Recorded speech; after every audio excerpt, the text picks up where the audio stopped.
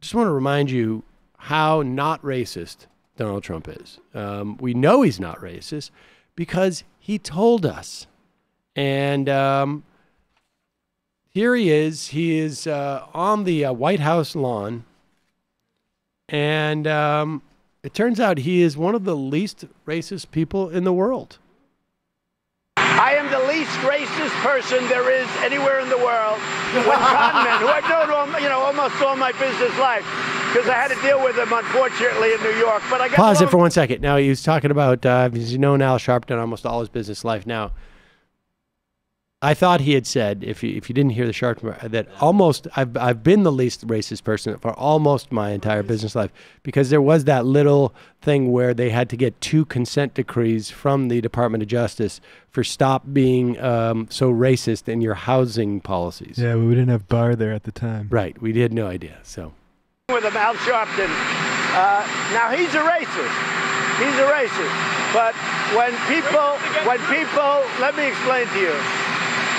What I've done for African Americans in 2.5 years, no president has been able to do anything like it.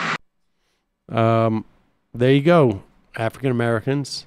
He's the great white hope, as Jesse Lee Peterson would say. There's a great exchange among, all of the exchanges with Cornel West are great, but he told a very funny.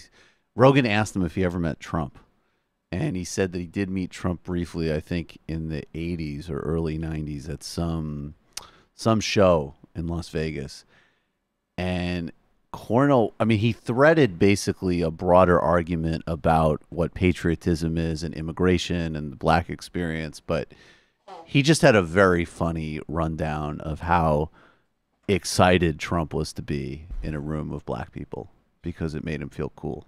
Right. And that was his distinct memory of Trump. And that's like Trump's sort of MO is like this. That's why I feel like it's so Queens, it's so New York, because it's so vilely racist. And then also like, hey, what's up, hip cat? Let me come uptown.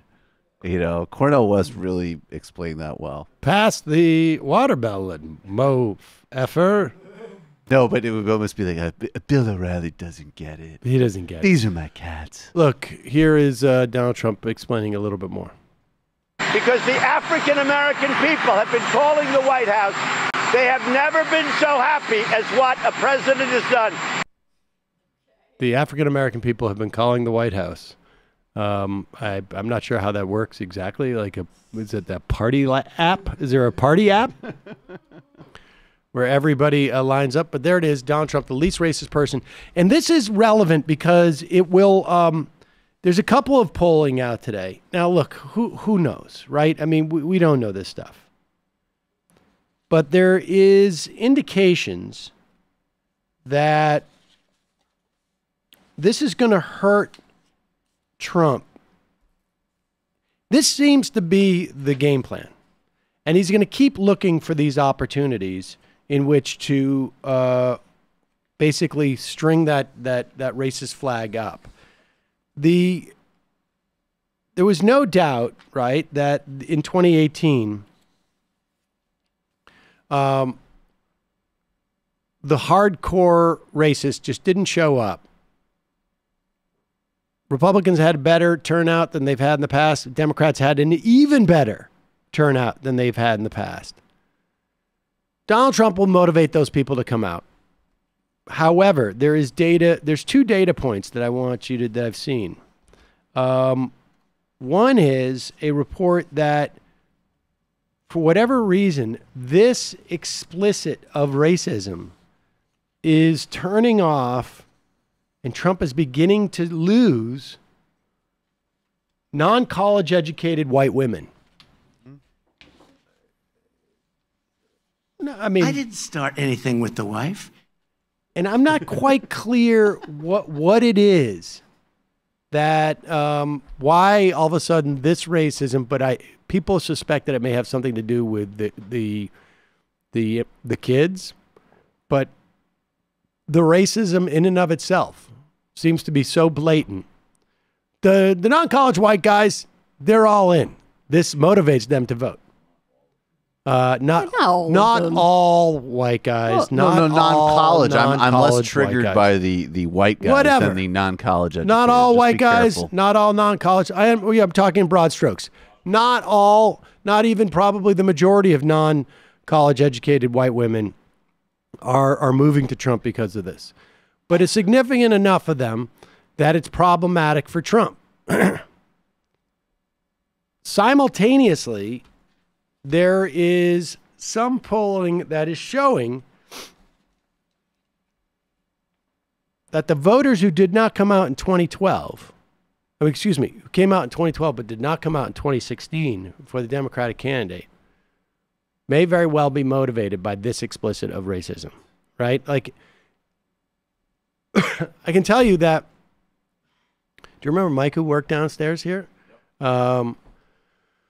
How would you say he's late 20s, early 30s? African-American guy, late 20s, 30s, was working at, in the building as like, I don't know what you call it, a concierge or Concierge. And I think he was an IT guy or he had some, I can't remember. He had some other this is like a day, this is a day job. This is a day job. He had other things going on. When Trump won, came in, he's like, yeah, I'm not surprised. That's the way this country is. Yep. And I think there was a lot of African Americans who had a similar response. Like, no kidding. And I think a lot of African Americans did not come out. In part, I mean, I don't know, how narrowly you want to tailor what politics are, but Hillary Clinton was just not doing the politics properly and to motivate it. Everything was transactional. Everything was top down. There was not necessarily, she was not emphasizing the material benefits that she was going to provide And to not voters. trusted because of her own record and rhetoric. the Clintons' record was incredibly racist. Yes, yeah. Particularly with them, that's real. Right. I mean, and that has changed over time. Bill Clinton was relatively popular with the African American vote, and I would say also again, Clinton's relationships with older African Americans pretty strong. So, and I think there was an awareness of Trump's racism, but I think at one point, I don't know that we had a similar dynamic where Trump was like specifically targeting different African Americans over and over again. And in the course of the past week, in fact, actually now that the non-college educated white women are responding to his attacks on the squad. I wouldn't be surprised if AOC's background as a bartender is not helpful in this regard. It's definitely helpful in this regard. And I just want to say, I think that there's no question that we talk about the real contradictory nature of a lot of the electorate. And I think that this is why Matt and I have been trying to emphasize so much that you really have to disaggregate between a hardcore of a Trump Republican base and some other people who may have any number of problematic attitudes, blah, blah, blah, blah, blah. But they don't like this. They don't like, and it's bearing in the polls. I don't think there's that many of those people, but I think there's some. But they're geographically significantly distributed. Exactly, yes. And which makes sense, right? I mean, it would make sense just in terms of very broad generalizations that someone living in Wisconsin might be more sensitive to overt racism than somebody, say, living in Alabama, with all due respect. I don't know. Maybe I'm wrong about that, but I suspect that the data bears me out. But the real issue is, will it bring out African Americans who stayed home during the Clinton-Trump race, with Donald Trump going out there and getting all explicitly racist? I mean, super explicitly racist.